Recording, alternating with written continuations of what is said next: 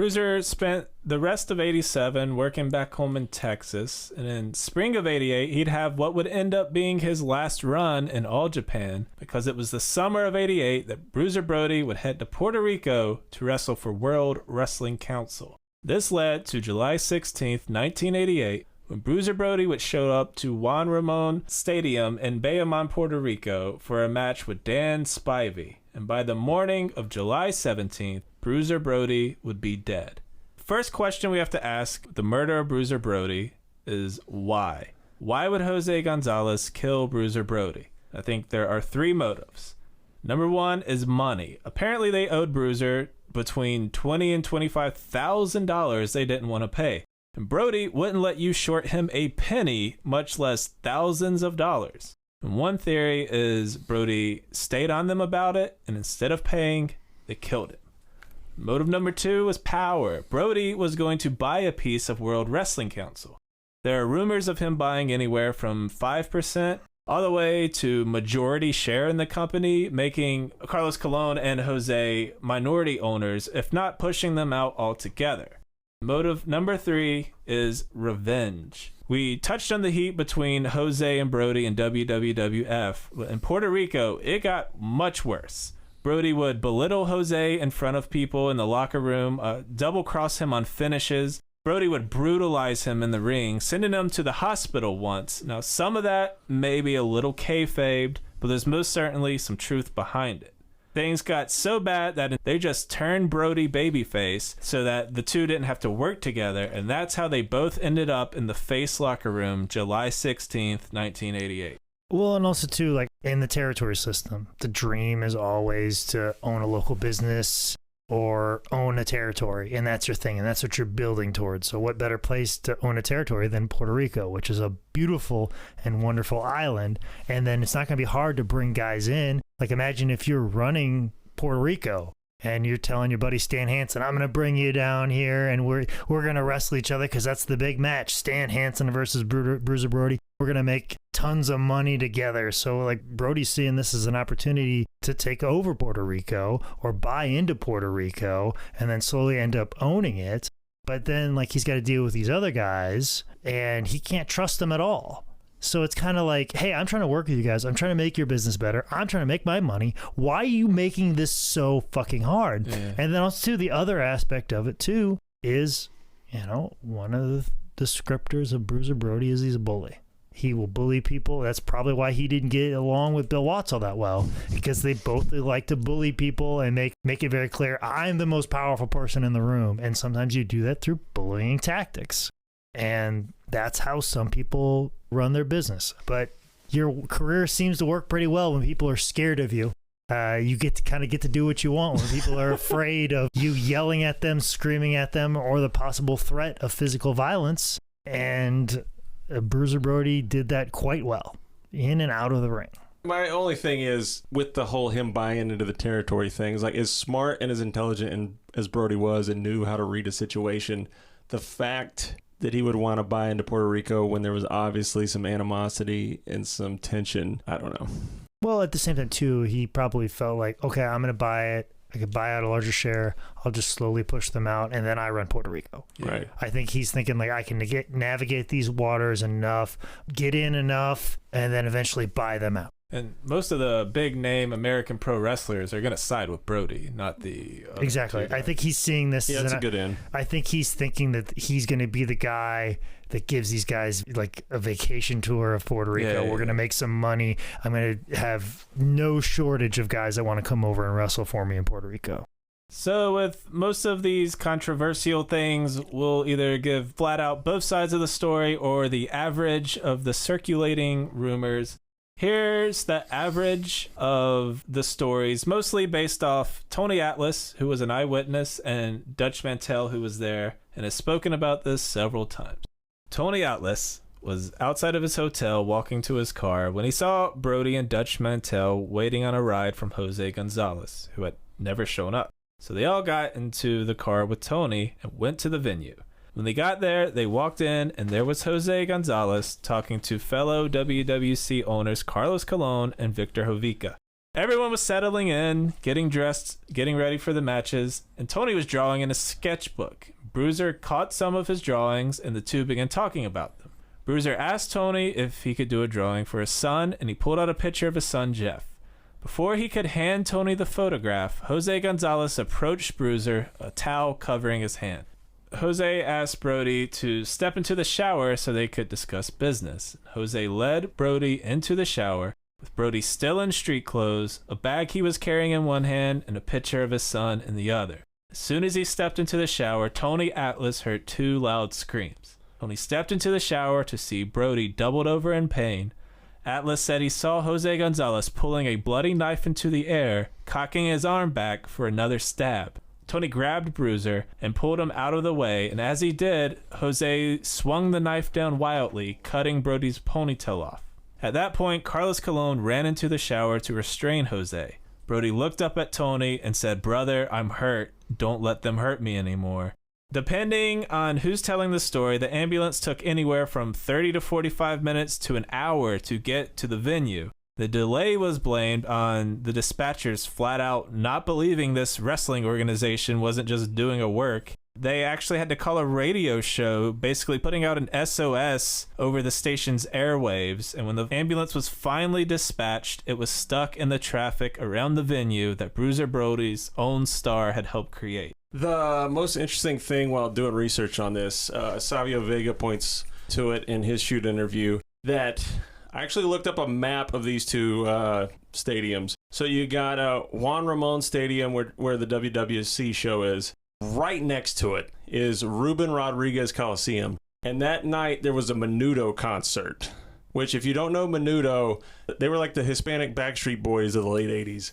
So the feeling is that Savio talks about and other people have gotten into is that if you look at the map, if they would have got the ambulance on its way, the way that it would get to Juan Ramon Stadium for the WWC show for Brody is they would have to go through all the traffic that was there at the time for the Menudo show, get through all that bullshit, and then get through the traffic also for the WWC show, which people were arriving to at the time. So they not only had to fight through the wrestling traffic, they had to get through one of the biggest popular boy bands at the time traffic. In the locker room, whether it was for fear of their own lives or their own jobs, apathy towards just another locker room scuffle, or personal hatred towards Brody, while Bruiser laid bleeding out in the locker room, no one else came to his aid but Tony Atlas. Since the wrestlers dressed out in a baseball locker room downstairs from the dugout, the EMTs that arrived couldn't carry Brody's massive body, so Tony Atlas had to actually carry him up the stairs. They finally got to the hospital to discover that Brody had two 8-inch cuts, one through his liver and one through his intestines. Tony grabbed a doctor, literally picked him up, and put him in Brody's room. Upon seeing the severity of Brody's wounds, they immediately started surgery. As Tony left the room, the last image he would see would be Bruiser Brody laying in the hospital bed, clutching his wounds with one hand, and in the other still clinging to the picture of his son Jeffrey. While in the waiting room, Atlas was understandably losing his mind. Since he was a monster of a man, he was scaring people and would be asked to leave. They told him Bruiser was stable, and he was taxied back to the venue.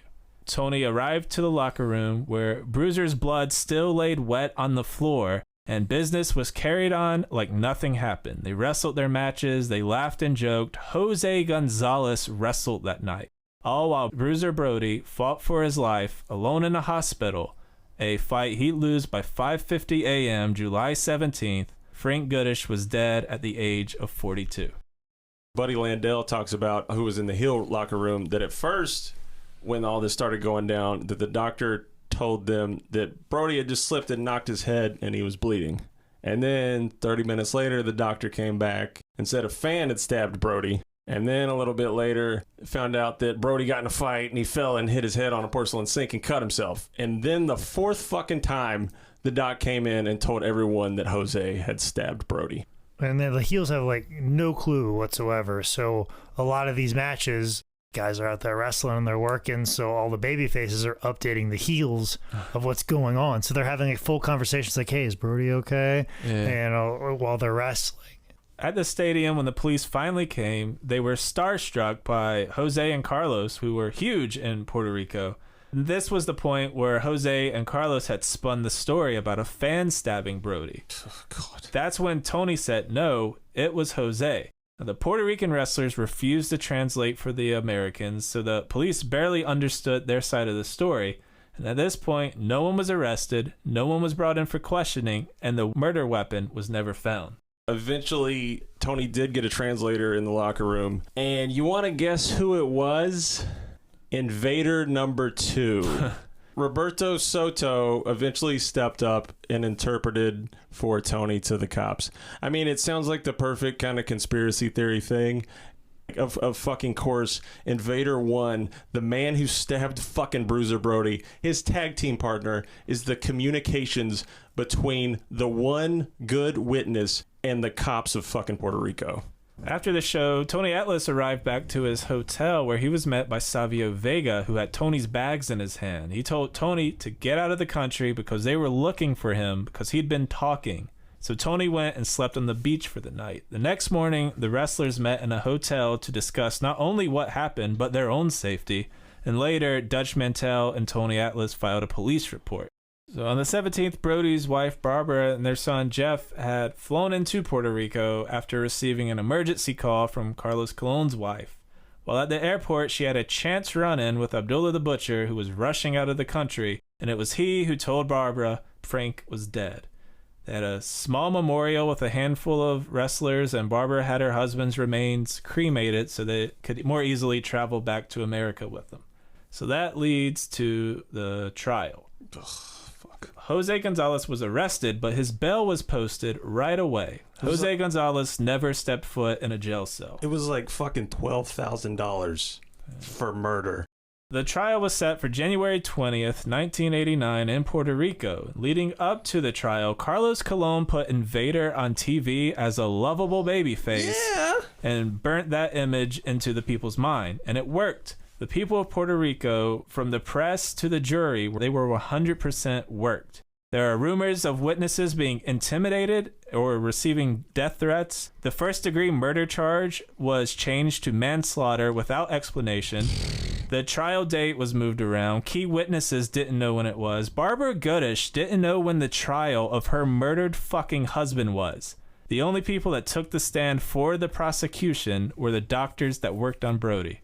Meanwhile, Carlos Colon and Victor Jovica took the stand to protect Jose and slander Brody's name, bringing up everything from backstage scuffles to actual wrestling angles, painting Brody as a violent madman. They even showed pictures of Brody from magazines covered in blood in the courtroom. So Jose claimed self-defense, and in the end, Gonzalez was acquitted. That's true. And another thing they did in this trial is they portrayed Jose as like, oh, Jose was such a much smaller man, and this madman was coming at him. I mean, what was he to do? He was completely and utterly intimidated. And another thing that gets brought up a lot is like Jose had a lot of personal issues. He lost his daughter recently. He was not of a sound mind. All of these things are coming to light at this time. And then, as we talked before, you could bring up like, oh, he beat me up in New York. He beat me in a different country. And then he come here to my home and I'm so much smaller. And then see, he's a madman. It's a very easy narrative to paint when he's the only one telling it. And Tony Atlas didn't even take the stand and was never asked to testify. And one thing after seeing Tony Atlas shoot an interview that we did with him, after seeing his participation in our documentary, his participation in the Viceland piece about this murder, Tony's Atlas is consistent. I actually wrote down the only things that aren't really consistent, and you tell me if this even changed a different story. Like, he talks about curling him in the cart as opposed to picking him up solo without the cart. That changes in one of the things. Carrying the doctor or grabbing the doctor, that changes. Seeing the second stab, he said he sees a stab, but it was the first or second one that changes. The cutting off the ponytail is a different element.